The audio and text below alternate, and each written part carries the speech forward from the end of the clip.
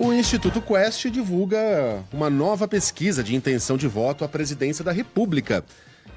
E aí, os dois ex-presidentes, os dois últimos presidentes, aparecem tecnicamente empatados do segundo turno, Michele Trombelli. É isso, o atual e o ex-presidente, né? O Lula e o Bolsonaro. A pesquisa Quest, divulgada agora há pouco, mostra que o Lula voltou a perder vantagem em relação aos prováveis adversários na disputa à presidência do ano que vem. Inclusive, empataria com o ex-presidente Jair Bolsonaro em um eventual cenário de segundo turno. Lembrando que Lula liderava todos os cenários pesquisados desde agosto. Segundo a Quest, Lula tem 42% das intenções de voto contra 39% de Bolsonaro, que está inelegível. Como a margem de erro é de 2 pontos para mais ou para menos, os dois estão tecnicamente empatados. No levantamento anterior, de outubro, a diferença entre os dois era de 10 pontos percentuais e agora caiu para 3 pontos percentuais. A diferença para Ciro Gomes, do PSDB, no segundo turno, caiu de 9 para 5 pontos. Tarcísio de Freitas, de 12 para 5 pontos. Ratinho Júnior, de 13 para 5. Romeu Zema caiu de 15 para 9 pontos, a diferença entre ele e o atual presidente, Lula.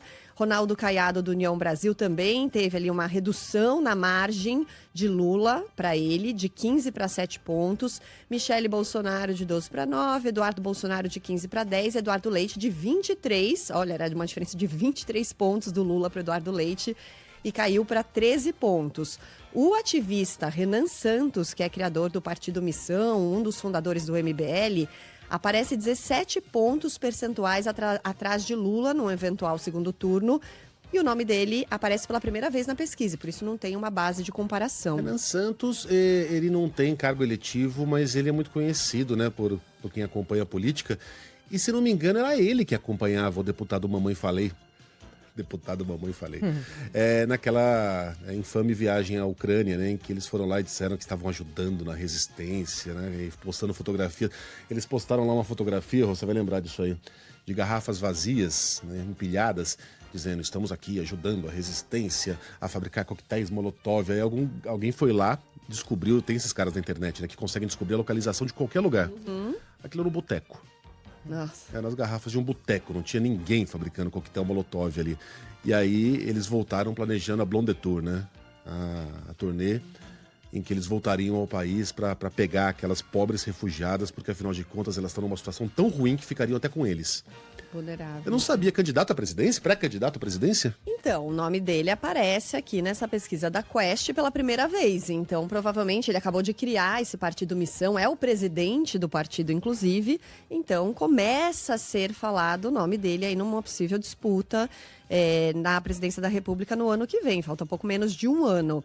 E aí, falando de rejeição, Megali, ouvintes, o Lula é rejeitado por 53% dos entrevistados. Só que a rejeição dele ainda é inferior à registrada pelos membros da família Bolsonaro. O ex-presidente é rejeitado por 60%, Michele Bolsonaro por 61% e Eduardo por 67% dos eleitores. E tem um outro dado também importante a gente dividir aqui, que é a resposta para a seguinte pergunta. Para o Brasil hoje, qual seria o melhor resultado da eleição? A maior parte, 24% dos eleitores, dizem que seria um nome nem ligado a Lula e nem Bolsonaro. Seria o melhor resultado para a eleição no ano que vem. Outros 23% acham melhor Lula ganhar de novo, 17% alguém de fora da política e 15% dizem que o melhor para o Brasil hoje seria que o Bolsonaro volte a ser elegível e vença. Bom, e aí alguém perguntará, como sempre pergunta, por que o Bolsonaro está nessa pesquisa se ele está inelegível? Primeiro, porque nada é definitivo, condenações podem ser revertidas, né? Então, enquanto não fecharem as inscrições para que os partidos tenham seus candidatos, é uma possibilidade. É uma possibilidade que tem que ser colocada à mesa. O Renan Santos é um candidato competitivo? Não é, mas está na pesquisa. Né? Bolsonaro possivelmente não estará lá, provavelmente não estará lá.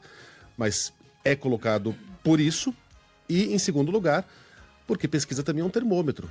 Termômetro de popularidade, de capacidade de influência. Lula também era incluído nas pesquisas em 2017. Aí quando a corrida começou mesmo, inelegível estava, deixou de ser incluído. Acontecerá o mesmo com o Bolsonaro no ano que vem. Valeu, Michele. Valeu, gente.